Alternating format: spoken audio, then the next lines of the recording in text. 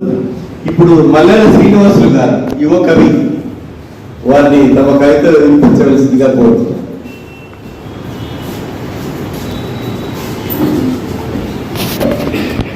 సభకు నమస్కారం.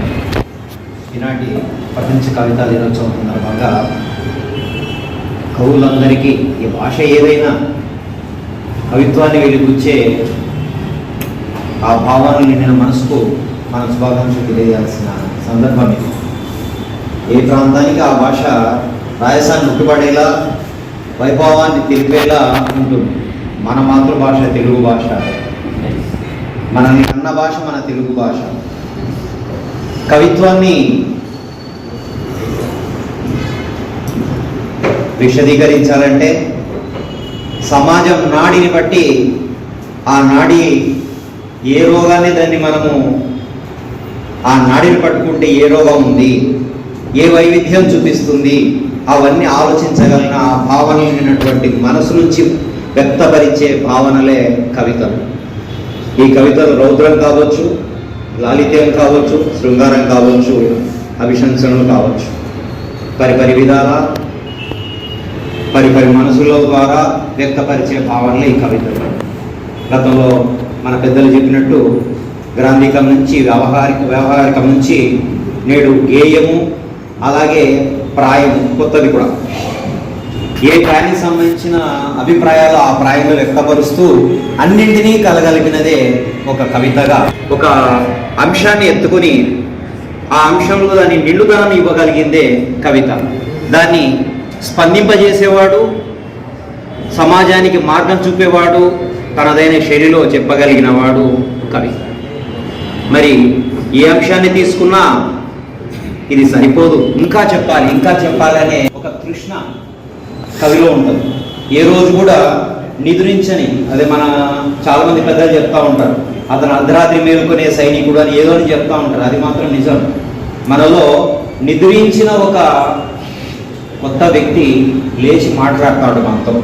ఆ మాటలే భావాలుగా, అక్షరాలుగా ఆ పేపర్ పై నడుస్తున్నప్పుడు ఇంతగా ప్రజ్వరిల్లి ఆ ఆలోచనలన్నీ కూడా అక్షర రూపంలోకి వచ్చిన తర్వాత, అవన్నీ వ్యక్తీకరించిన తర్వాత మళ్ళీ మరోసారి ఉదయాన చదువుకుంటే నేనేనా రాసింది ఇవి, నా పలుకులేనా ఇవి అని మనకు రాసిన ఆ అక్షరాలు, ఆ భావాలన్నీ కూడా మనలో నేనేనా, నాలో ఇంకొకరు ఉన్నారని గుర్తు చేసే అంశమే ఈ కవిత్వం.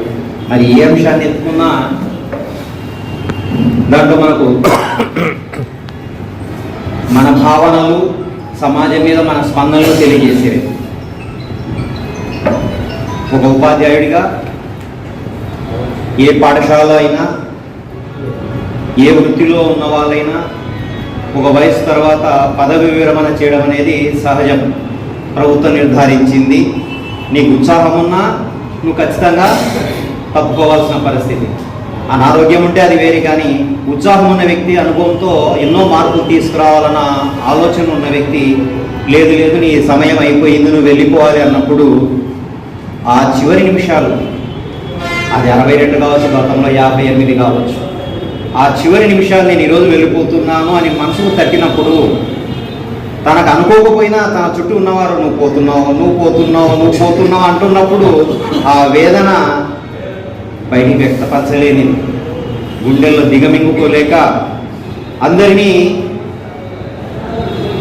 దయచేసి ఆ విధంగా అనొద్దండి అని అనిపిస్తుంది, కానీ వాళ్ళు ఆపరు.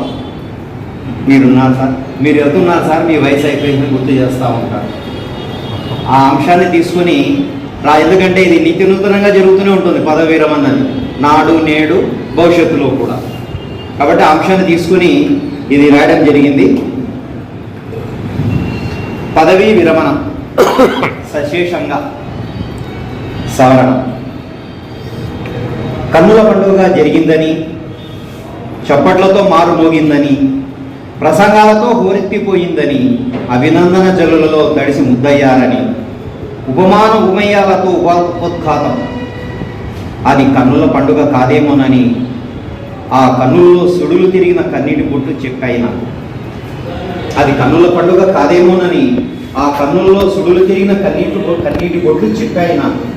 చప్పట్లతో హోరెత్తలేదు అక్కడ. చెడి చప్పుడులకు మరుసటి రోజు తన గొంతుకకు హక్కు లేదు అక్కడ. అది గుర్తు చేసినట్టు అనిపించింది నాకు. ప్రసంగాలతో హోరెత్తలేదు అక్కడ. ప్రతి వ్యక్తి తన ప్రసంగాలతో ఇక అయిపోయిందంటూ పంపశయ్యపై చేర్చినట్టు నిస్సత్తువ నింపినట్టు అనిపించింది నాకు. ప్రతి వ్యక్తి తన ప్రసంగాలతో ఇక అయిపోయిందంటూ అంపశయ్యపై చేర్చినట్టు నిస్సత్తువ నింపినట్టు అనిపించింది నాకు. అభినందనలతో కలిసి ముద్దయ్యారనిపించలేదు నాకు. ఇంత చేసినా నేను ఎందుకు ఇలా విధులకు వెలివేయబడ్డానని అంతుచిక్కని అంతర్మదనం. ఉత్సాహమున్నా ఉద్యోగం లేదు అనే నిర్లిప్తత నిర్వేదం అనిపించింది నాకు.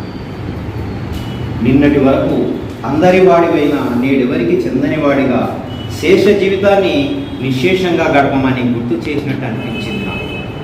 నిన్నటి వరకు అందరి వాడివైనా నేడెవరికి చెందని వాడిగా శేష జీవితాన్ని నిశ్శేషంగా గడపమని గుర్తు చేసినట్టు అనిపించింది నాకు.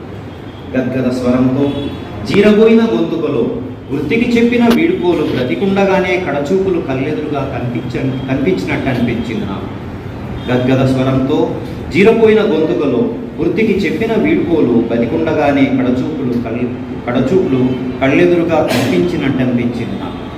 రాబోయే రోజుల్లో కాబోయే విశ్రాంతి నా పొద్దు ఈ వీడుకోలు.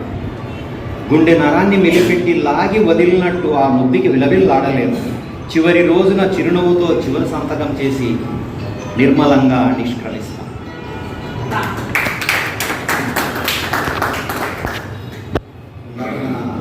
విజయన్ సార్ చెప్పిన అంశాన్ని నేను ఒకసారి తీసుకుందామని అనుకున్నాను.